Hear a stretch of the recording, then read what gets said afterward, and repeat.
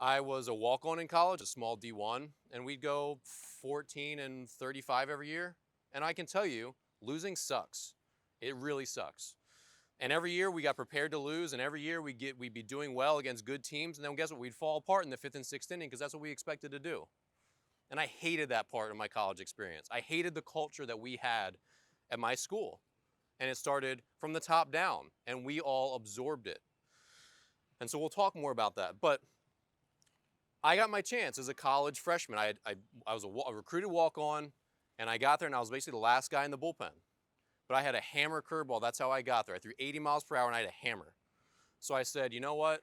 And this is what my coaches told me. If you can get some velocity and throw some more strikes, you're going to have a chance with that like Barry Zito hook. So I said, okay. 2 years later, I was the #1 pitcher. 2 years later, I sat out my 5th year rehabbing my elbow because I got Tommy John. I finished my college career on the bench. And it was one of the most heartbreaking times of your life. How many of you last night, how many of you seniors got teared up on your last game?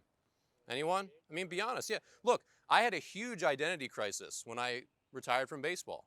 It doesn't matter if you finish after, if you're Derek Jeter 20 years into your major league career, or if you're hanging up your cleats as a college ball player, or even as a high school varsity player. It's a huge part of your identity. As a little boy at 8 years old, all I wanted to do was to be a ball player. I was lucky I got to play till 31. That's when I retired.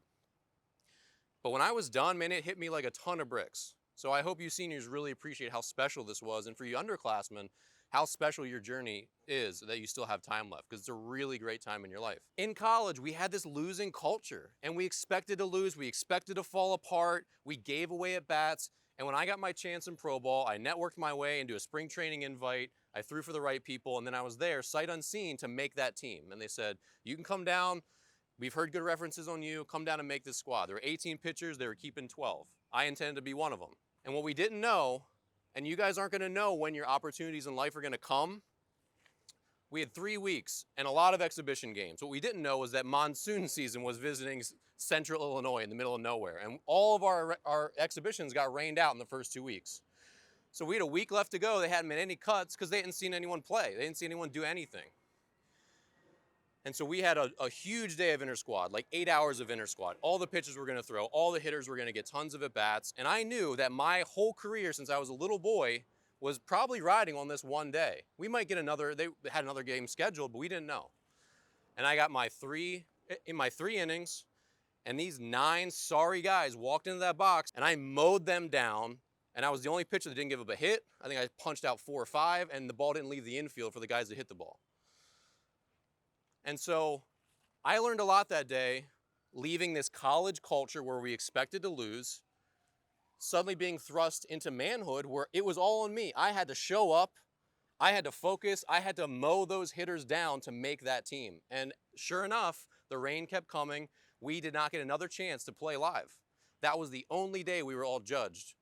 And I made that team. They put me as the #2 starter. I thought I was going to get cut because they'd never seen me throw. I'm 6 foot. I'm not a tall pitcher. Everyone here is probably, taller than I am. So you never know when your opportunities are going to come, and you have to be ready for every chance you get. And that means not giving away at bats. How many of you heard the term giving away an at bat? Do you all know what that means? Even in pro ball, I pitched against guys who were in AA, AAA. Those guys still occasionally give away at bats. And what it looks like is you throw a first pitch curveball and they ground out to short. That's giving away an at bat. For me as a pitcher, I've given away at bats by casually tossing in a 91 mile per hour fastball when I could throw 92, 93, 94 and really finish it. I casually toss one in there, 1-0, and they pop it out and it's gone. I let my guard down and we just got burned. And I just gave up a 2-run homer and now we're in the hole. And as a setup man, which is what I was my last couple of seasons when I was really firing all cylinders, you can't let up your guard when you're pitching the 8th inning in a 2-1 game. If you do that, you just lose your job. You're not the setup man anymore. And if you want to be the closer, you got to execute. And so part of what I've heard from Coach Gurney is that you guys can play with anyone. And you guys can play with heart and passion when you show up. But not letting that intensity drop in the 5th, 6th, 7th, not letting the wheels come off when someone makes an error, right? That's hard. That's hard. And that's a lot of what separates the best guys from the lesser guys, the AAA guys from the AA guys, the AA guys from the single A guys, the indie ball guys from everyone else, whatever it is. There's a lot of separators and a lot of them are mental and there's always overlap. And there's always teams that can overachieve. And so you guys have to ask yourself as you go into the playoffs here, can we overachieve? Can we all be here together to keep our intensity up? To not let the lulls in the 4th, 5th, 6th innings drive us all down, to not let the 4-pitch walks become a 4-pitch or a 4-run inning. I heard you guys are facing a really good pitcher in your next game, is that right? They often play very tight, knowing that, oh, I beat these guys before, I'm better than them, and they let their guard down. This guy might come out here and let his guard down because he's already beaten you before, right? And you come out here, you jump on him, you keep the intensity high, you keep fighting when he's down, and you can win those games, and you can turn the season around, and you can build momentum. Baseball is such a momentum sport. You feed off each other. And so when I left that college culture of losing, when I left that defeatist attitude that we all have, and was thrust into pro ball where no one tells me how to prepare, no one tells me how to do this. Indie ball is a lot like the Wild West. I played 6 years of independent baseball. You're expected to just do your thing, your own routine. You don't have the major league organization guiding you. You realize that you're fighting for everything that you get. You're like a wolf pack, and yeah, you're a team, but you know what? One of you might go hungry, so you got to make sure you're the one who eats. I went from being sort of bred in college to lose and to expect to fail to being let out of the cage and say, you know what? I can reinvent myself. I can be that bulldog guy that other teams are afraid of. I can be that pitcher who stares in angrily and the hitters are uncomfortable in my batter's box. I can throw high and tight in guys because I know that I can come back with a strike. You have a chance. It's the playoffs, right? You guys get to start fresh, and you can say, can we reinvent ourselves and leave what's in the past behind, stay present, take it one pitch at a time, one inning at a time, pick each other up, and do something special. Because it's always in you. If you're here, you've got a chance. Everyone here has an opportunity in the short term, in the long term, to have a better season next year. But right now, you've got a chance to have something really special, especially for you seniors, who this is your last hurrah. You know, and for you underclassmen, send them out the way you would want to be sent out. You know, fighting, battling. In that spring training, I knew that if I was going to get cut and sent home, I was not going to go down with my tail between my legs. I was going to go down swinging, and that's what I did. I threw every pitch with as much anger and conviction as I'd ever thrown one. And that's how I made that team.